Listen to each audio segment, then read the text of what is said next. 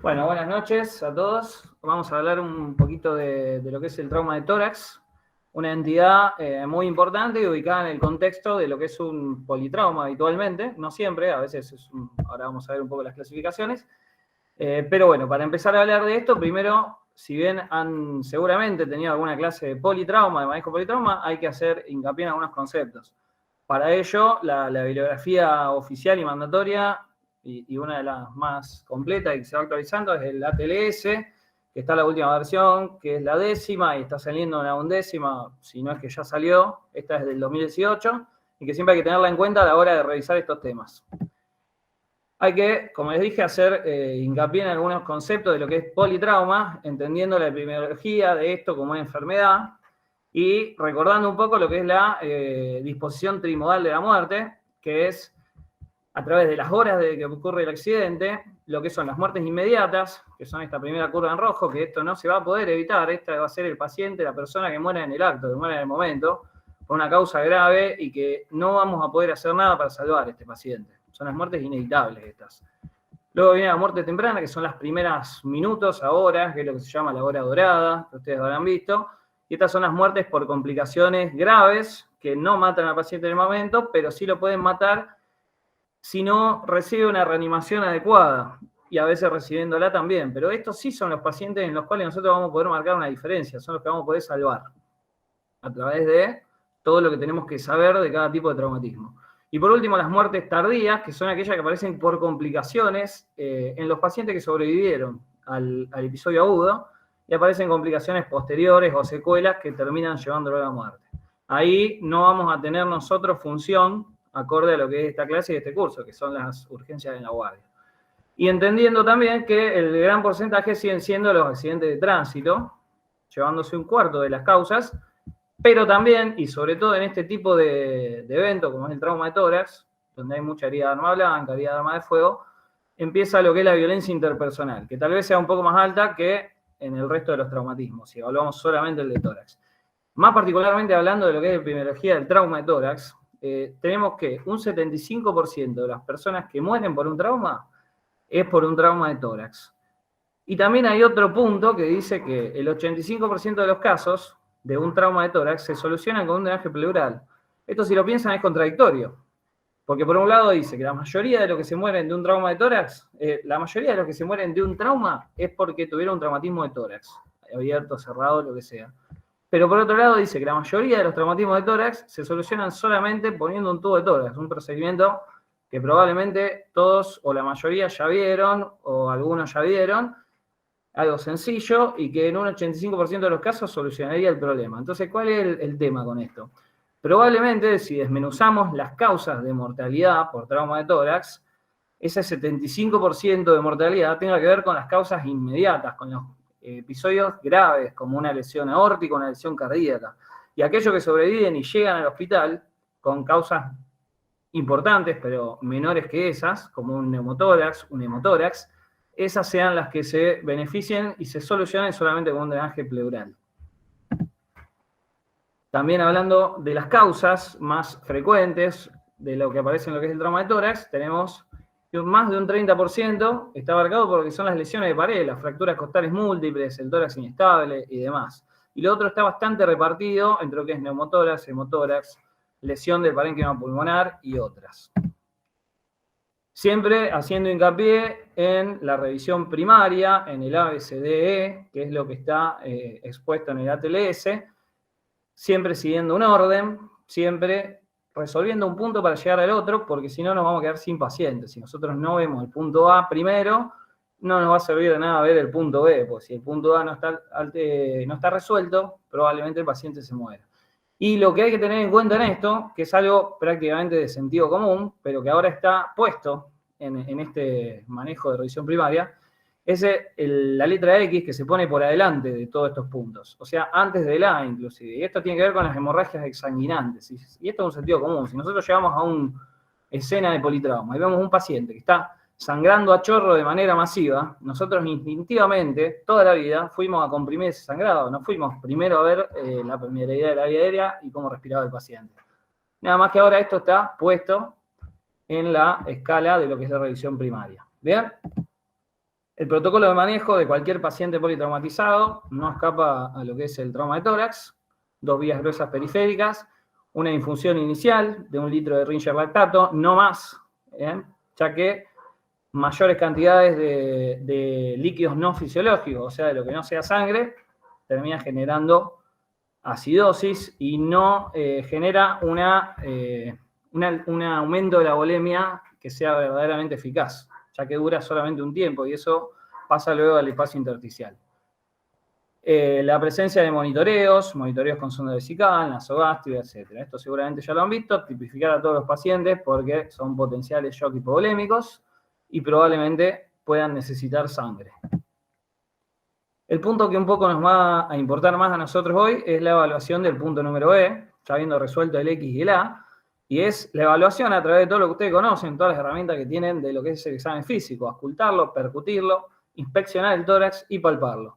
Y eso nos va a dar una idea de la funcionalidad de ese pulmón, de la pared torácica, del diafragma, de todo en conjunto, a través de la mecánica respiratoria, los ruidos respiratorios y demás. Para saber qué se puede lesionar en el tórax, tenemos que saber cuáles son los componentes que tenemos en el tórax. Para eso hay que saber un poco de anatomía. Vamos a tener lo que es la pared esternocostal con toda la parte muscular, músculos intercostales, etc. El diafragma por abajo y todo el contenido que también vamos a tener que evaluar, como son pleuras y pulmones, pericardio y corazón, grandes vasos, nervios frénicos, etc. A partir de ahí van a ser todas las posibles lesiones. La clasificación de lo que es el trauma de tórax, hay un montón de clasificaciones. Fíjense que se dividen en, primero, cerrados o abiertos, y dentro de los abiertos, arma blanca o arma de fuego. Les va a hablar de punzante, cortante, alta velocidad, baja velocidad. La realidad es que lo más importante y lo que marca la diferencia es si es arma blanca o arma de fuego. La arma blanca es más probable deducir cuáles pueden ser las lesiones, porque el arma blanca entra en un punto y llega hasta donde llega al largo del arma, del cuchillo, de lo que sea. El arma de fuego, por su cinemática, entra y puede generar lesiones de cualquier cosa. ¿Ven? Por el movimiento que tiene adentro, que es imposible de saber cuál es el que hizo. Por lo cual uno tiene que estar más alerta a posibles lesiones más graves. En cuanto a los cerrados, puede ser una acción directa, un golpe directo en el tórax, o otro tipo de lesiones sin golpe directo en el tórax, como compresión, aceleración y desaceleración, torsión, etc. En definitiva, no es que hay que saber todos estos componentes, sino que sí hay que tener en cuenta la posibilidad de que un paciente que no tuvo un trauma directo del tórax tenga una lesión en el tórax. Inclusive, no tiene que ver con el trauma, pero un paciente con un acceso de tos muy fuerte puede fracturarse una costilla, para que tengan una idea. Según el compromiso de otros puntos, puede ser solamente del tórax o estar combinado con regiones cervical, abdominal, craneal, los miembros. Y según los grados de penetración en los que son penetrantes, tampoco es que hay que saber los grados, pero sí hay que saber que puede ser desde una lesión superficial, que no comprometa más que los tejidos superficiales, la piel, los músculos superficiales, hasta una herida que penetre y lesione el corazón, los grandes vasos, la pleura, el pulmón, etc. Hay que contemplar todas esas posibilidades. Fíjense, podemos dividir también, según las curvas de la muerte, la evaluación trimodal de las curvas de la muerte, también en los distintos tipos de lesiones. Fíjense que en el primer grupo tenemos las lesiones que más nos importan, en las que más hincapié vamos a hacer, como es taponamiento cardíaco, neumotórax hipertensivo, neumotórax abierto, hemotórax masivo y tórax inestable. Ya en lo que son potencialmente letales aparecen un montón de otras lesiones que no vamos a ahondar porque son mucho más específicas. Y fíjense que acá aparece ruptura aórtica. Y uno dice instintivamente, si tiene una ruptura aórtica, una contusión miocárdica, deberíamos pasarlo rápidamente fatal. Bueno, ese paciente con una ruptura aórtica que sea masiva y se muera, o sea, rápidamente fatal, va a tener un hemotórax, además, masivo. En este grupo incluimos las rupturas aórticas parciales o contenidas, o lesiones que no tienen un sangrado masivo y que no matan al paciente rápidamente. Lo mismo con la contusión miocárdica. Y en el último grupo aparecen lesiones menos graves, no vamos a decir más leves, que también hay que resolver porque también pueden terminar en la muerte del paciente porque pueden transformarse en otra. Un hemotórax simple o un hemotórax simple pueden pasar a ser un hemotórax masivo o hipertensivo, por ejemplo. Lo más importante en el trauma de tórax es definir esto, dos grandes grupos. El paciente, y esto no es solo en el trauma de tórax, y no solo en el trauma, sino en toda la práctica médica que ustedes tengan. Tenemos que definir si el paciente está compensado o está descompensado. Si está compensado tenemos tiempo de pensarlo, tiempo de ver qué tiene, tiempo de ver cómo ayudarlo, de qué estudios pedirle, de cómo tratarlo. Si está descompensado, tenemos que ser más rápidos y tenemos que definir primero qué tipo de descompensación tiene. Hemodinámica, respiratoria, mixta. Eso nos vamos a dar cuenta a través del examen físico que vamos a hacer a través de los puntos del ABCDE. ¿Bien? Viendo la mecánica ventilatoria, la presión arterial, la frecuencia cardíaca, etc.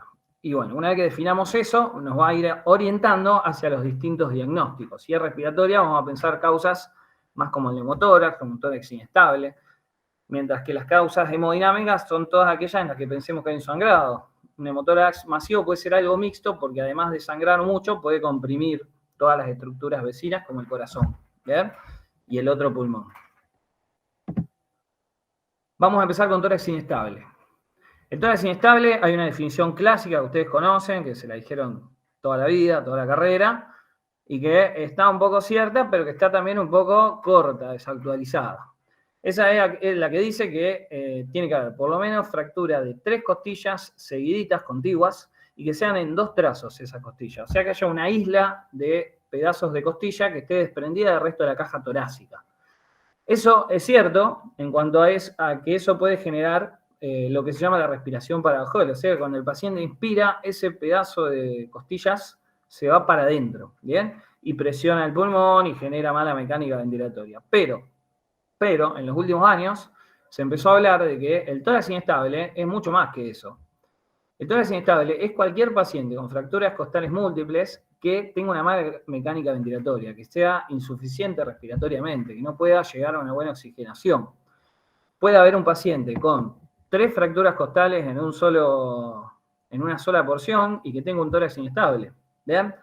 Hay que entender además que en la mayoría de los casos, los tórax inestables, la causa de que generen una insuficiencia respiratoria no es solamente esas fracturas costales. Se habla de, ahora vamos a ir a verlo, pero hay otros factores, ¿bien? Que son las lesiones asociadas. El diagnóstico es clínico. Vamos a ver un paciente con una respiración paradojal, como les dije recién, que va a estar taquipnéico. Y si tiene un compromiso respiratorio, va a empezar a mostrar desaturación, cianosis, que lo van a llegar primero a excitación, desasosiego y, ¿por qué no?, coma, si no lo resolvemos rápidamente. Se puede clasificar. Uno piensa en tórax inestable y piensa que siempre es un paciente que entra y se está muriendo. Y bueno, no es tan así. Tórax inestable puede ser leve, moderado, grave y es muy subjetivo. Si se fijan cómo es la definición, habla de una insuficiencia respiratoria leve o moderado o grave y la presencia también de respiración paradojal que la define medio a ojo también. Entonces no hay que guiarse mucho en definir si es leve, moderado o grave, sino que sí hay que darse cuenta si el paciente está grave o no. Cuán inestable está.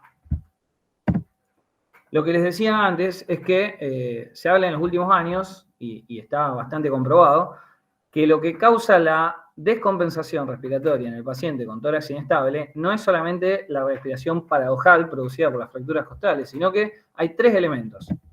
Además de la respiración paradojal, uno de los componentes más importantes es el dolor torácico. Ese dolor, sumado a lo que siempre hay o una contusión pulmonar asociada, o siempre hay un hemotórax asociado, o un neumotórax, o una combinación de los dos, un hemoneumotórax, esos 3 elementos, las lesiones asociadas, el dolor y también la respiración paradojal, pero les diría que es el componente menos importante, empiezan a generar una ventilación ineficaz, una tos ineficaz, acumulación de secreciones y demás. Eso es lo que termina generando la insuficiencia respiratoria que descompensa al paciente. Entonces hay que abrir un poco la cabeza y dejar de pensar que si no tengo las 3 costillas fracturadas en 2 lugares, no es un tórax inestable. ¿Bien? Y pensar que un hemotórax con contusión pulmonar, por más que tenga 2 fracturas costales, es un tórax inestable. Para poder estudiarlo, el paciente tiene que estar por lo menos leve. ¿Bien? Acá tenemos una radiografía, y este es un ejemplo de lo que les dije recién, donde tiene 1, 2, 3, 4, 5, 6 fracturas, perdón, que me fui, 6 fracturas, pero son todas en arco posterior, son todas en un segmento. A esta paciente la pasó por arriba una moto, ¿ven? Y fíjense que abajo, en el seno costofrénico, hay una imagen que es ajena a la paciente. Eso es un tubo de tórax, un drenaje pleural que está puesto ahí en el seno, ¿vean? Pericardio frénico, está por atrás del corazón. Y esto es porque esta paciente, al ingreso, no tenía esta placa, sino que tenía esta. Tenía las fracturas costales, pero tenía una lesión asociada, tenía un derrame pleural que era de sangre, tenía un hemotórax. Y entre el dolor que le generaba estas fracturas posteriores, la mala mecánica que eso generaba, y este hemotórax, esta paciente tenía un tórax inestable. ¿Bien?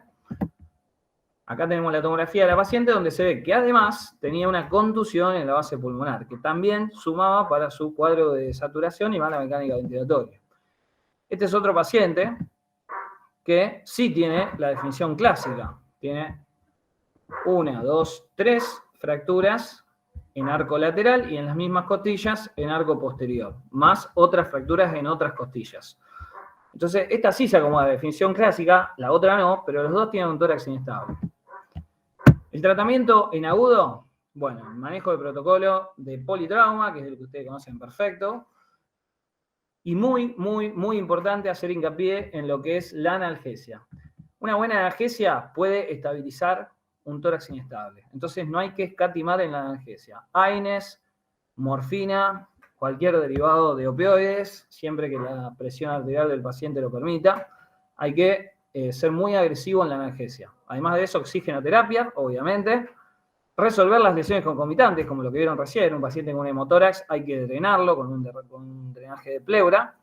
Si es necesario, UTI, casos moderados a graves, y cuando con todo eso no mejora o vemos que el paciente está muy mal de la parte respiratoria, hay que empezar a pensar en reemplazar su esfuerzo respiratorio y vincularlo a un respirador, ¿bien? Para que todos esos músculos que están funcionando de manera forzada no empiecen a generar más acidosis. Una acidosis respiratoria por la mala mecánica y una acidosis metabólica por todo ese cuadro general de uso fatigante de todos los músculos, que se terminan, como se dice en la jerga, agotando. Entonces, hay que empezar a pensar en sacarle ese esfuerzo o ayudar al paciente. Para eso tenemos lo que es la ventilación mecánica respiratoria, o sea, el paciente vinculado al respirador, o lo que es la ventilación no invasiva. Eso no sé si lo han visto. Esto es un paciente que está intubado, vinculado al respirador. Ese paciente no hace ningún tipo de esfuerzo respiratorio, cero. Lo hace todo el respirador. ¿Bien? Y además está con analgesia, por lo cual tampoco tiene dolor. Pero hoy por hoy se discute si hay que intubar a todos los pacientes con un cuadro de estos, y están lo que son las ventilaciones no invasivas, donde un respirador lo que hace es complementar la respiración del paciente a presión positiva a través de lo que es una máscara de BNI, o lo que apareció también últimamente son los cascos que se llaman cascos de helmet, donde el paciente mete la cabeza ahí adentro y hay una presión alta positiva de oxígeno y de aire. ¿Bien? Hay trabajos inclusive que hablan de que en pacientes que lo permiten, con lesiones moderadas o leves, es mejor esto que intubarlo, porque el problema de intubarlo es después extubarlo. Mientras el paciente no recupere su estabilidad de pared y no resuelva los problemas concomitantes, va a ser muy difícil poder extubarlo. El tratamiento definitivo de estos pacientes, y es algo que antes por ahí no estaba y ahora está cada vez más instaurado, es la fijación costal a través de placas de titanio que agarran los dos fragmentos fracturados, ¿vean? Y quedan así, hay distintos dispositivos. Esta es la señora que le pasó la moto por encima, y esta es la otra señora que se cayó, que les mostré con la tomografía 3D, ¿vean? Que queda en una reconstrucción 3D de esta manera. Es muy importante conocer que esta fijación costal es fundamental, ya que es la que le va a devolver la forma al tórax, la forma normal. Va a hacer que esas costillas puedan volver a moverse de manera dinámica, lo cual va a mejorar la ventilación, va a mejorar el dolor y va a suprimir o acortar la necesidad de respirador. Inclusive cada vez más se habla de hacer esto lo más agudo posible. No es una cirugía programada esto, sino que hay que hacerlo lo antes posible. Eso en cuanto a lo que es el tórax inestable. El neumotórax, el cual puede ser simple, o el que todos le tenemos miedo, que es el hipertensivo. Tenemos miedo de no darnos cuenta, tenemos miedo de no saber qué hacer. ¿Bien? Eso nos pasó a todos y les va a pasar seguramente.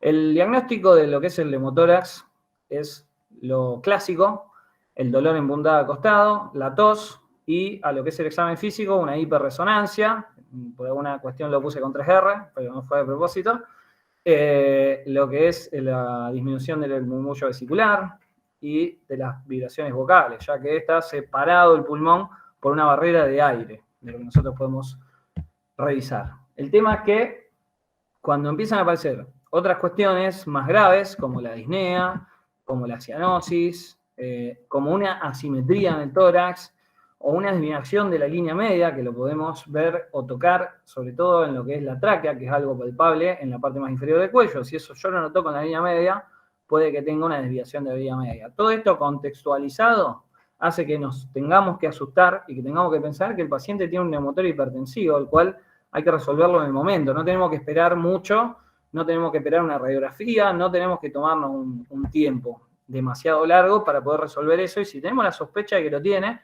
tenemos que actuar. Y si nos equivocamos, va a ser mejor equivocarse por actuar de más que por no actuar. Si yo no actúo, el paciente se muere. Si yo actúo y me actúo mal, a lo sumo, no tenía un neumotórax y le hago un neumotórax. ¿Bien? ¿Cuál es el mecanismo? El mecanismo del neumotórax simple es a través de la ruptura, en general, de lo que es parénquima pulmonar, o puede ser del árbol bronquial, pero ya de bronquios chicos, y genera salida de aire a la pleura por la presión negativa que tiene la pleura, que chupa el aire desde adentro del pulmón. ¿Bien? Eso ocupa el espacio y reduce la capacidad ventilatoria de ese pulmón. ¿Bien? Cuando eso se produce de manera valvular y junta, empieza a empujar todo para el medio y genera lo que es el neumotórax a tensión. Y esto es importante entender que el cuadro de neumotórax a tensión, que está dado con ingurgitación yugular, hipotensión, un cuadro de inestabilidad hemodinámica, no está dado porque esto comprima el corazón. Fíjense que el corazón es una estructura dura, ¿bien? Y del otro lado está el otro pulmón. Por lo cual es difícil que la compresión con aire genere que se achate el corazón. Lo que termina generando la inestabilidad hemodinámica de ingurgitación yugular es el colapso de las venas cavas, que las venas sí son muy finitas, tienen pared muy delgada, entonces estas sí se colapsan rápidamente, cava superior y cava inferior, y deja de llegar sangre al corazón, disminuye muchísimo la precarga. ¿Ya? En realidad aumenta la precarga, pero disminuye la entrada de sangre al corazón, por lo cual disminuye la eyección de sangre. Podemos definir los grados de neumotórax con una placa, grado 1, 2, 3 y 4. Fíjense que el 1 es bien apical, bien chiquito, lo más probable es que no le genere síntomas al paciente. Grado 2, ya pasando una línea por el medio de la clavícula, aquella que llegue a esa zona, puede ser un 2A o B. Y grado 3 ya con el muñón de pulmón colapsado, todo neumotórax. Esto para verlo en una placa tenemos que conocer una radiografía normal, donde vemos la silueta cardíaca, la luz traqueal en el medio, división de los bronquios, derecho-izquierdo, campos pulmonares, donde tenemos que ver los senos costofrénicos, los arcos costales, los que van derechitos son posteriores, y los que vienen para adelante y para abajo son anteriores. ¿Bien?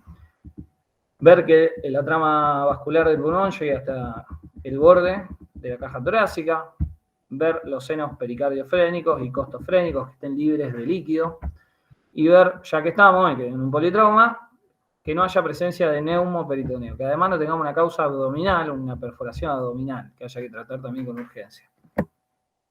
Al poder ver una placa normal nos vamos a dar cuenta cuando veamos placas anormales. Un hemotórax grado 1, fíjense que es difícil a veces de verlo, son apicales, son chiquitos y no tienen gran repercusión.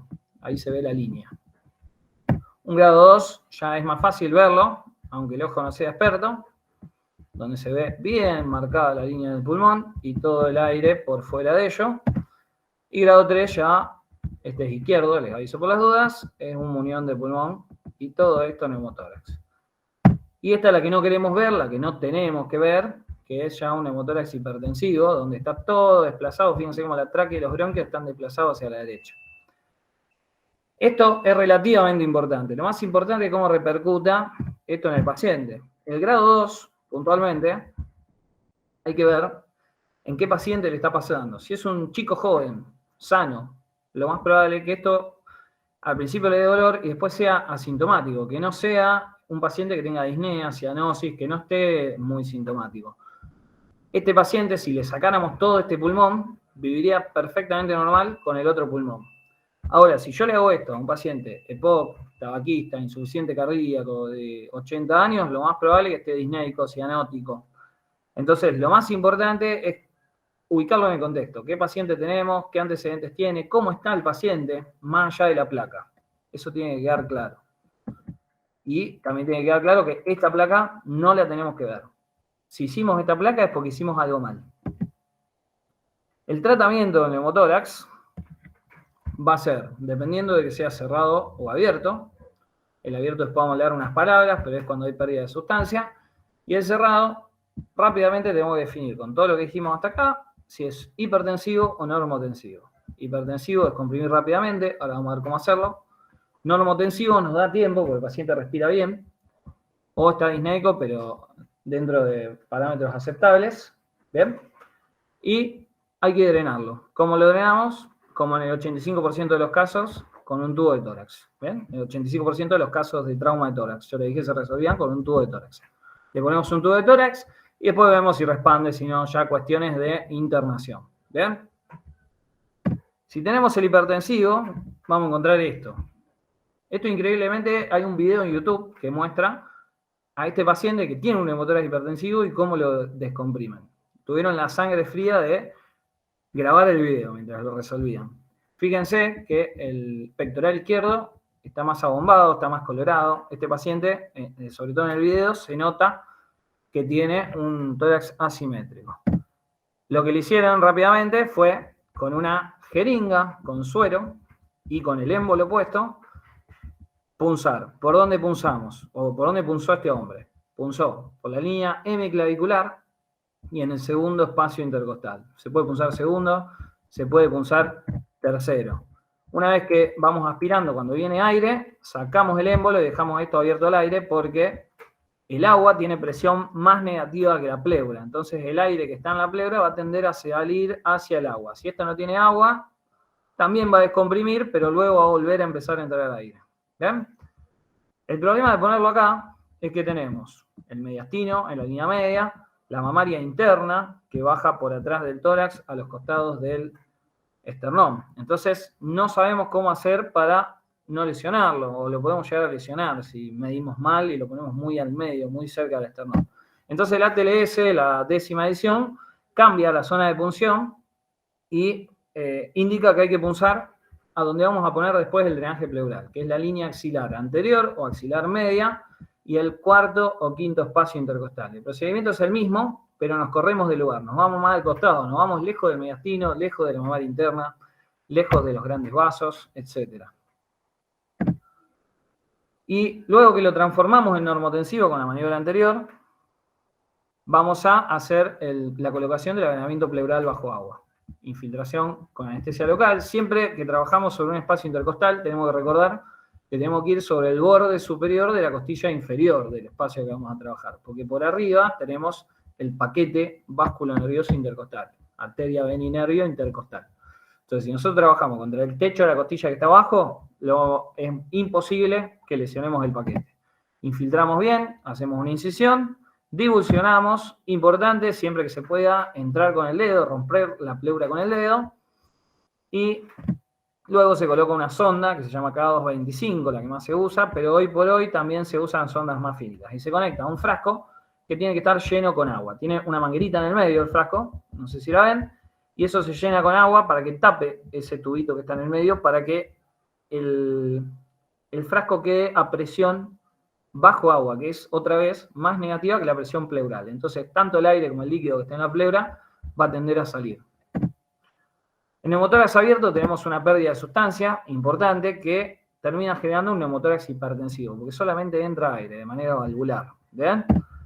Eso lo habrán visto 1.000.000 de veces, se resuelve con un parche que sea impermeable al aire, puede ser el celofán de una gasita o mucha cinta, y una opción es dejarle abierta una punta, cosa de que haga como una válvula. Cuando el paciente inspira, este celofán se pega contra el agujero y no entra aire. Cuando el paciente expira, el celofán se levanta y sale aire. Pero si no se acuerdan en qué puntita va o no les da duda, lo tapan bien hermético para que por lo menos no entre más aire. Y después hay que ponerle un drenaje de tórax, como el que dijimos recién, para expandir el pulmón. Eso en cuanto a neumotórax. En cuanto a hemotórax, bueno, en cuanto al examen físico, el murmullo vesicular va a estar abolido porque va a haber sangre que va a separar el pulmón de la pared torácica. Esa sangre, cuando la percutamos, va a ser mate, porque no va a ser hipersonora como el aire, sino que va a ser algo más sólido. Y las vibraciones vocales también ausentes. Pero lo más importante en el hemotórax es evaluar la estabilidad otra vez hemodinámica, en este caso, porque es sangre lo que tiene. Entonces, otra vez, nuestro querido drenaje pleural. Vamos a colocarle un drenaje pleural al paciente que sospechamos un neumotórax. Y esto es importante. Si entra un paciente con una herida penetrante en tórax, no tenemos que esperar ningún estudio. Así como entró, inclusive si está estable, le vamos a poner un drenaje pleural. ¿Bien? Si sospechamos que penetró más allá de la pleura. ¿Sí? Y eso es lo que nos va a permitir cuantificar y dividir al hemotórax en grave o masivo, que es el que más nos importa, el que queremos detectar rápidamente. Ese va a ser el que le pongamos el drenaje y sangre 1,5 litros de una, o más de 300 mililitros por hora durante varias horas. O en realidad, estas son definiciones que ponen aleatorias, pero lo más importante es el paciente que sospechamos que sigue sangrando, que no es que sangró, juntó sangre en la pleura y paró, sino que el paciente que está con un sangrado activo, que sangre tanta cantidad o que sangre de manera continua durante horas, nos hace pensar eso, que sigue sangrando. Y si el paciente está inestable hemodinámicamente, por más que en vez de 300 por hora, de 200 por hora, también lo vamos a considerar grave. Y la solución va a ser ir a cirugía y ver qué es lo que está sangrando. ¿Ven? Una toracotomía de urgencia, que puede ser ahí en la guardia en casos extremos o en un quirófano idealmente. Y después, sí, los leves y los medianos, moderados, probablemente resuelvan con el drenaje pleural y después tal vez necesiten alguna otra cosa, pero en agudo lo único que tenemos que definir es si es masivo o si está inestable o no. ¿Bien? Otra vez la placa normal que les mostré antes para poder detectar la presencia de un derrame, que en el contexto de un politrauma siempre va a ser sangre hasta que se demuestre lo contrario. O sea, si yo tengo una placa con derrame, esta placa tranquilamente podría tener un empiema o un derrame pleural de otra causa. Pero como es un paciente politraumatizado, lo que yo voy a pensar es que esto es sangre. Y le voy a poner un drenaje para drenarlo, justamente, y para poder definir, en base también a los otros parámetros clínicos que ya tengo de estabilidad hemodinámica, si es masivo o no. Puede ser más masivo como este, donde llena todo el hemitórax. Y si nos da tiempo al paciente, podemos hacer una tomografía, donde vemos el pulmón empujadito hacia adelante, un drenaje pleural y un hemotórax en la parte posterior. En cuanto a las causas cardíacas de lesiones de politrauma, el que más miedo le tenemos y el más frecuente es el taponamiento cardíaco. Este, al igual que cualquier otra lesión cardíaca, la tenemos que sospechar, sobre todo en lesiones penetrantes en el área cardíaca, en todo lo que es la parte anterior del tórax y el hemitórax izquierdo principalmente, pero también lo tenemos que sospechar en un trauma cerrado. Para eso tenemos que conocer la clínica. La clínica tiene que ver con la presencia de ruidos cardíacos disminuidos, ingurgitación yugular, presencia de hipotensión, falta de pulso, porque ese corazón está comprimido por toda esa sangre que tiene el pericardio y no puede salir una buena fracción de eyección por la aorta. Y todo esto, si usted lo lee, se parece al neumotórax hipertensivo. Entonces, ¿cómo hago para diferenciarlo? Básicamente porque los pulmones no tienen una afección, o pueden tenerla, ojo, pero si no tuvieran y solamente tuvieran un taponamiento cardíaco, vamos a tener en el pulmón una buena entrada de aire, un murmullo vesicular conservado. Distinto es si tiene lesiones asociadas, si tiene un taponamiento cardíaco con un hemotórax. Ahí ya se complica un poco más la cosa y tenemos que ser más atinados en el diagnóstico. Y una de las cosas que nos puede permitir ser más atinados es la presencia de, o la posibilidad de hacerle de manera urgente un ecocardiograma o un ecofaz. El ecocardiograma nos va a permitir ver la funcionalidad de ese corazón, ver si tiene alguna lesión miocárdica, valvular. Y el ecofaz nos va a permitir ver si tiene sangre y cuánta sangre. ¿Bien? Fíjense en el algoritmo de tratamiento. Por todos lados vemos toracotomía, y en ningún lado vemos la pericardiocentesis, que es el procedimiento por el cual a través de una aguja yo dreno la sangre del pericardio y lo descomprimo. ¿Cuándo vamos a hacer toracotomía? Paciente que entra agónico con una lesión penetrante en el área cardíaca, me tengo que jugar todo y abrirle el tórax en la guardia misma, no puedo esperar a pasarlo a quirófano, para ver si tiene una lesión miocárdica, aórtica o algo que lo esté matando al paciente. Y también para hacer reanimación cardíaca directa, o sea, masajear el corazón directamente. ¿Bien? Estos son pacientes que están jugados, son pacientes que tienen arriba del 90% de mortalidad y que, en definitiva, nadie va a esperar que se salven. Entonces hay que animarse y hacerla cuando toca. Por suerte no me ha tocado ninguna. Pacientes descompensados, le hacemos el ABC. Si no recuperan, vamos a tener que también hacer una toracotomía. Veremos, según nuestro criterio, si lo tenemos que hacer de urgencia en la guardia o lo podemos llevar hasta el quirófano. Si están descompensados, pero con signos vitales. Y si recuperan, son aquellos pacientes que podemos estudiar a través de ecografía y ver si tienen o no derrame y tratarlo. Por más que no esté acá la pericardiocentesis, puede ser la primera herramienta y muy útil para hacerle a un paciente de estos. Ya que yo puedo descomprimirlo con la pericardiocentesis, mejorarlo y después ir al tratamiento definitivo, que puede ser quirúrgico a través de una ventana pericárdica o, si hay alguna lesión cardíaca, también poder repararla. Esta es la ecografía, donde vemos el corazón y el pericardio separados por toda esta barrera, que suponemos que es sangre. Una toracotomía de urgencia, probablemente hecha en la guardia, donde vemos esta pinza está agarrando la aorta, esto es el corazón, esto es el diafragma, y ahí arriba está el pulmón. Entonces, bueno, hay que ver qué lesión tenía este paciente y por qué decidieron hacerlo.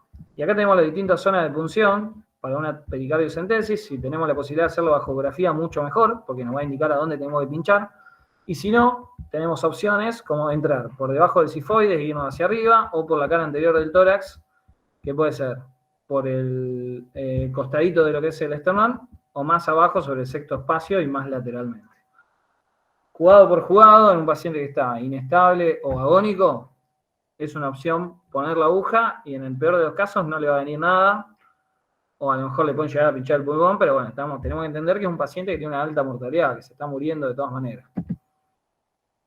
Y por último, para terminar, dos causas menos frecuentes, pero que también hay que tenerlas en cuenta, que puede ser una hernia diafragmática por una lesión directa del diafragma, con una herida, por ejemplo, de arma blanca, que perfore ese diafragma y que haga que un masa de intestino, colon o estómago se vaya del abdomen para arriba. Ahí vamos a ver una placa con un nivel hidroaéreo en lo que es la zona del tórax, empujando el pulmón. El paciente puede tener taquicardia, puede tener una arritmia por compresión cardíaca y demás. Si podemos hacerle una tomografía, si un paciente que está estable, mucho mejor. Y siempre, o casi siempre, siempre son de resolución quirúrgica. Hay que arreglar ese diafragma, bajar esas asas, o ese estómago, o ese intestino, y cerrar el agujero. Ese es el agujero que tiene hecho en el diafragma este paciente. Y el enfisema subcutáneo, que es lo mismo que el neumotórax, pero en la piel. Es aire libre en el tejido cerebral subcutáneo. Se va a dar o por una ruptura del parénquima pulmonar, o por una ruptura del árbol traqueobronquial o esofágica, y que por alguna causa no pasó a la pleura y se fue por el tejido celular, puede generar un neumomediastino también, o simplemente puede tener las dos cosas, puede tener un neumotórax más el enfisema. ¿Ven? De esto mucho no vamos a hablar. Sí les voy a decir que si un paciente que está estable, si un paciente que solamente tiene aire en el subcutáneo y está bien, respira bien, está estable hemodinámicamente, no se hace nada. Se lo espera y se va reabsorbiendo. Si tiene neumotórax asociado, le ponemos un drenaje pleural. Y ya cuando son graves, o sea, cuando el paciente empieza a descompensarse, tiene alguna alteración respiratoria o hemodinámica, más respiratoria, le diría, hay algunas cosas para hacer como incisiones, tipo como si fuera una fasciotomía, pero en la piel para que salga el aire y demás. Pero bueno, no es intención tampoco entrar en esos detalles. Y bueno, muchas gracias. Ahí tienen el QR para la asistencia. Y lo dejo un minutito si quieren, y no sé si tienen alguna pregunta, alguna duda, algo que quieran repasar, lo que sea.